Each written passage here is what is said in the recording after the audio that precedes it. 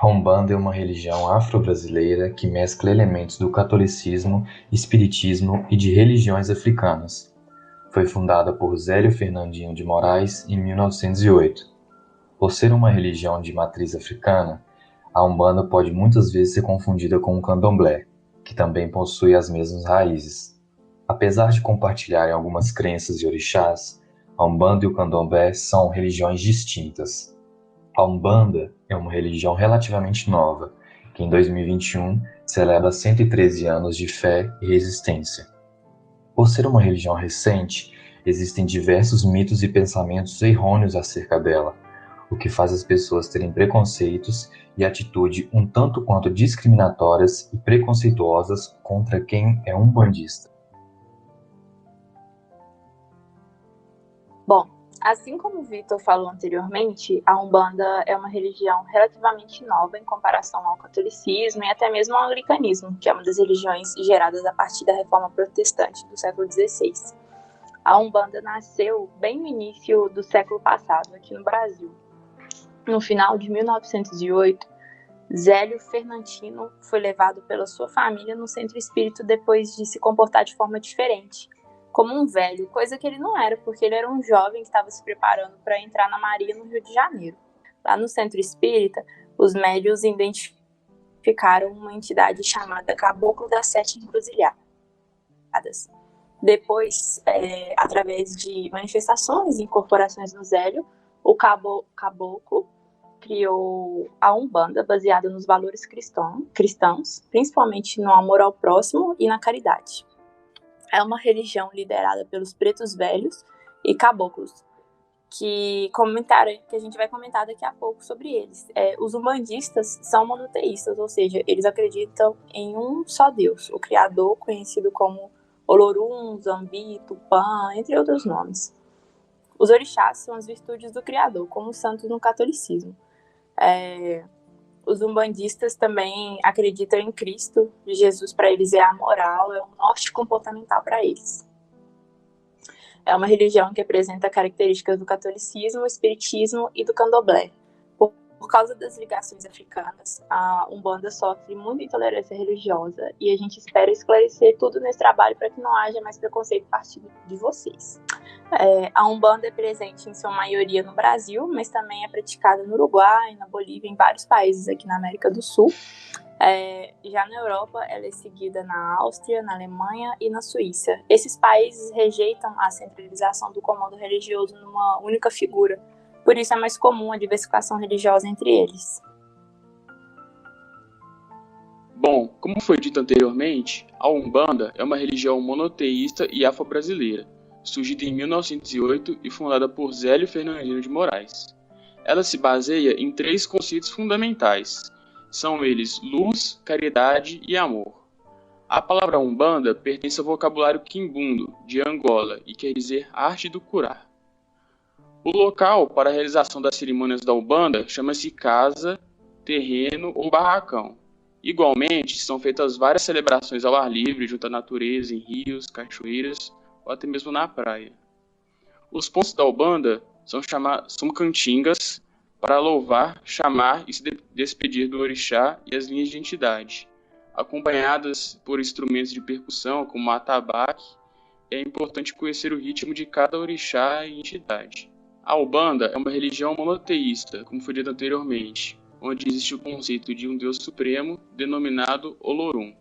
Crê na imortalidade da alma, na reencarnação e nas leis kármicas. Entidades e orixás. Os orixás são divindades da mitologia africana iorubá, que se popularizaram no Brasil com as religiões de matrizes africanas, Umbanda e Candomblé. Existem mais de 400 orixás da mitologia iorubá, mas alguns deles se tornaram mais famosos no Brasil, como é o caso de Exu, Oxalá, Ogum, Oxóssi, Iemanjá, Xangô e Iansã. Olodumaré é o nosso Deus supremo e inacessível.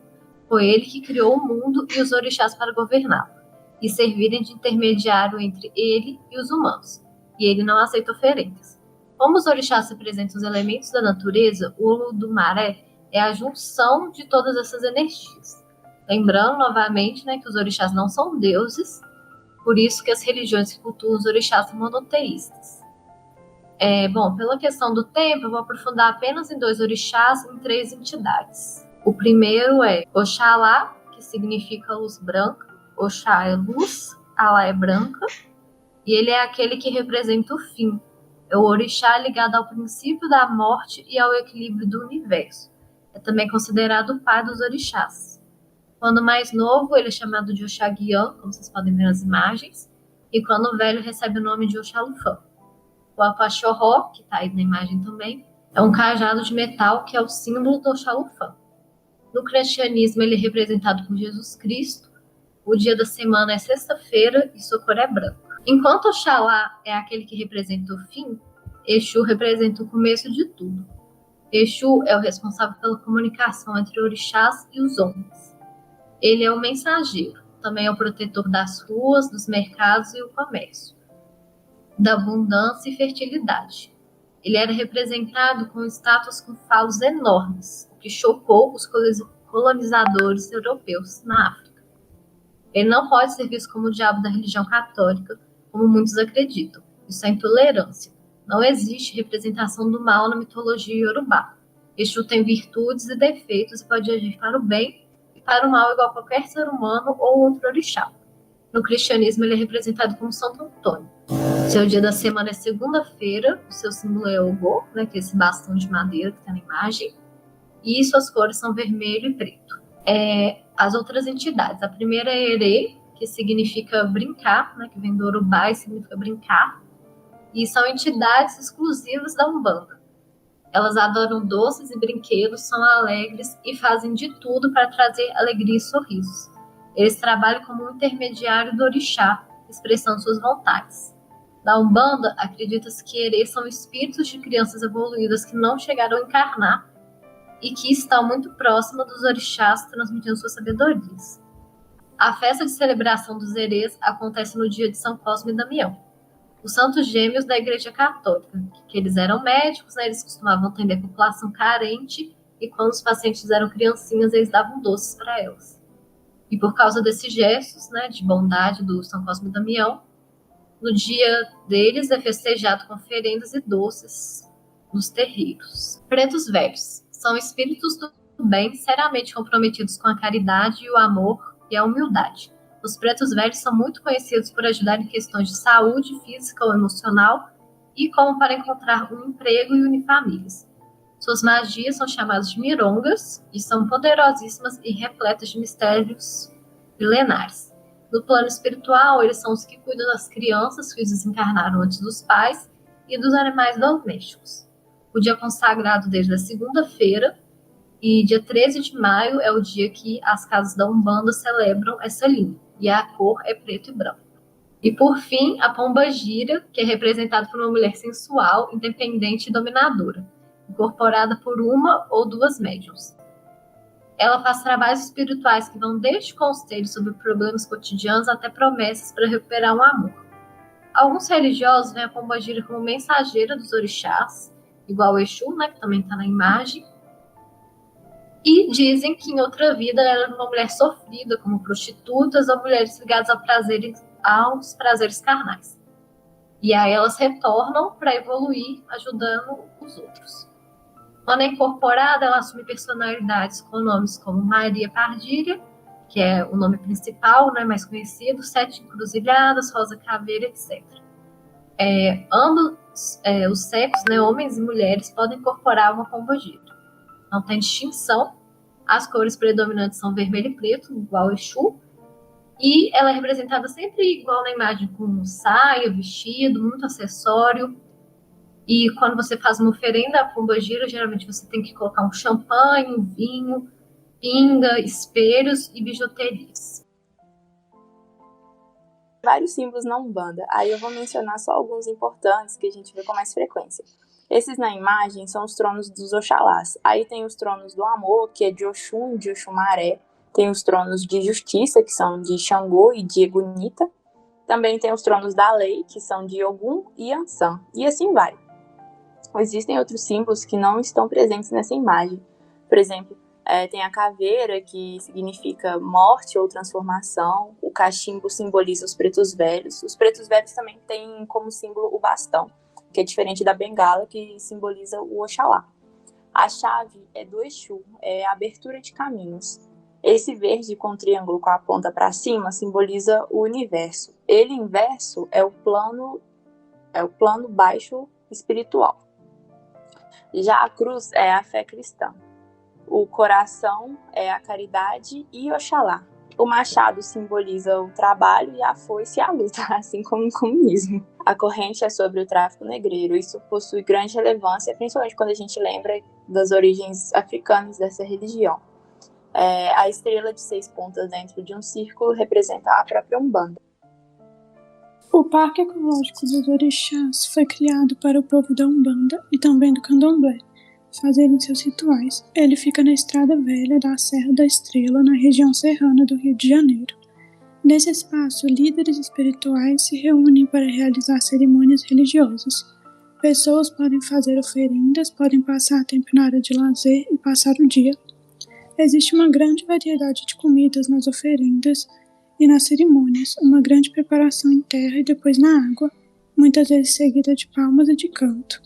A Umbanda possui sacramentos bem definidos, alguns deles são o batismo, o casamento e o funeral. O casamento pode ser realizado a qualquer casal, independente de serem adeptos da Umbanda ou não. Outros sacramentos compreendem os seguintes rituais: amacia, confirmação e iniciação. O ritual de iniciação é muito importante, chama-se de feitura na cabeça, o ritual para preparar a mente do iniciante para a entrada do orixá. O iniciado é afastado por um período que varia de 3 dias a 7. Outra passagem importante é o ambiã. É a parte do ritual onde o novato escolhe os seus trajes para a passagem. O ritual é importante para se livrar e fazer uma limpeza espiritual.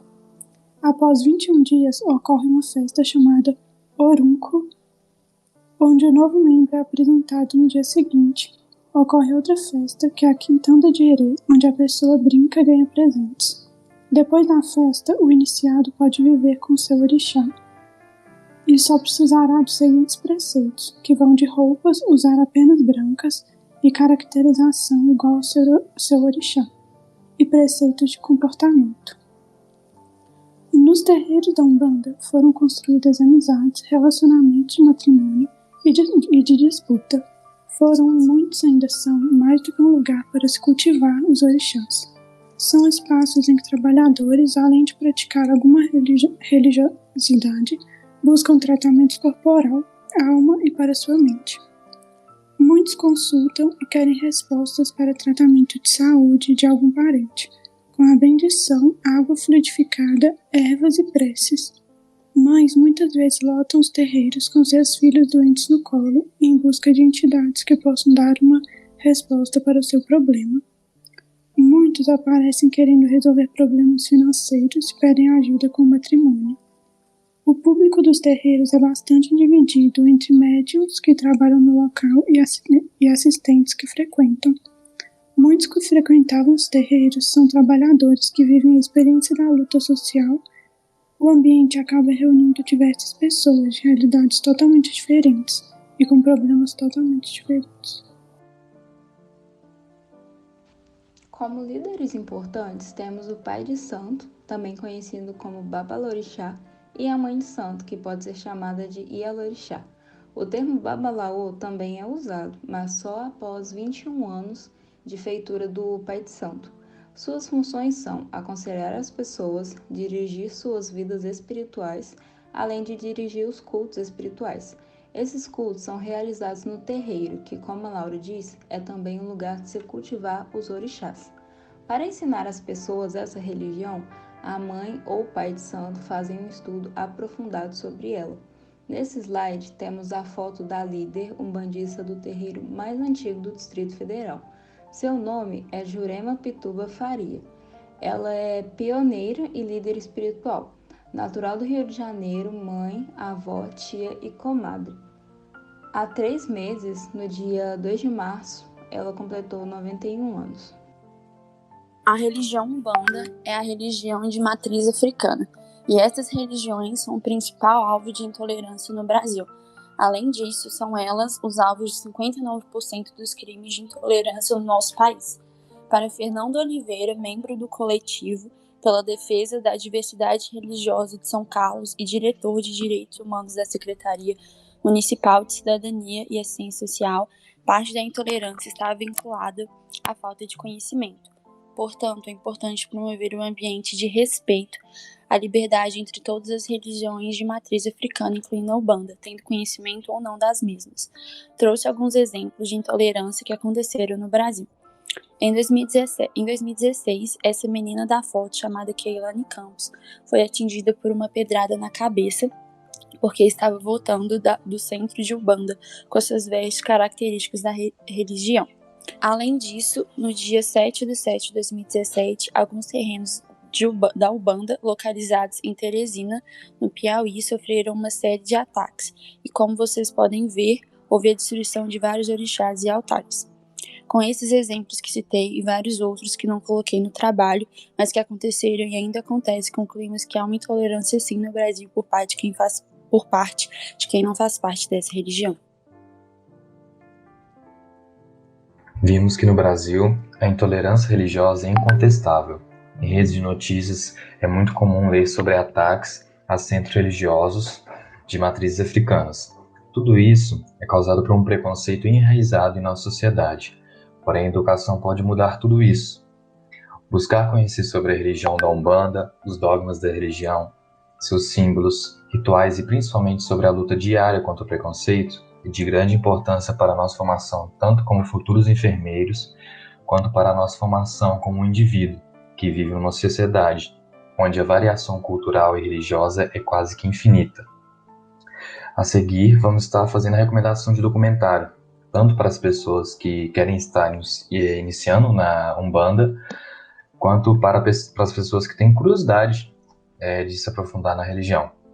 Esse documentário é dividido em 3 partes, e nelas ocorrem entrevistas, ensinamentos sobre orixás, fundamentos. Também são contadas histórias e mistérios sobre a Umbanda, além de eles explicarem sobre os sincretismos que ocorrem entre os santos do catolicismo e os orixás da Umbanda. O documentário foi produzido de uma forma voluntária e sem nenhum fim lucrativo. Ele é uma produção de Rogério Avelino, com apoio de instituições que têm como objetivo disseminar os saberes e as histórias da Umbanda. Por hoje é isso. Obrigado pela atenção, pessoal, e tenham um bom dia. Salve as crianças! Salve! Salve as crianças! Salve! Salve as crianças! Salve! Criança vem de Aruanda, criança vamos brincar. Criança vem de Aruanda, criança vamos brincar. Criança vem no Congá para salvar sua banda. Criança vem no Congá para salvar sua banda. Criança vem de Aruanda, criança vamos brincar. Criança vem de Aruanda, criança vamos brincar. Criança vem no Congá para salvar sua banda. Criança vem no Congá para salvar sua banda. Criança vem de Aruanda, criança vamos brincar. Criança vem de Aruanda, criança vamos brincar. E criança vem no Congá para salvar sua banda. Criança vem no Congá para salvar sua banda. Criança vem de Aruanda, criança vamos brincar. Criança vem de Aruanda, criança vamos brincar. E criança vem no Congá para salvar sua banda. Criança vem no Congá para salvar sua banda. Criança vem de Aruanda, criança vamos brincar. Criança vem de Aruanda, criança vamos brincar. E criança vem no Congá para salvar sua banda. Criança vem no Congá para salvar sua banda. Criança vem de Aruanda, criança vamos brincar. Criança vem de Aruanda, criança vamos brincar. E criança vem no Congá para salvar sua banda.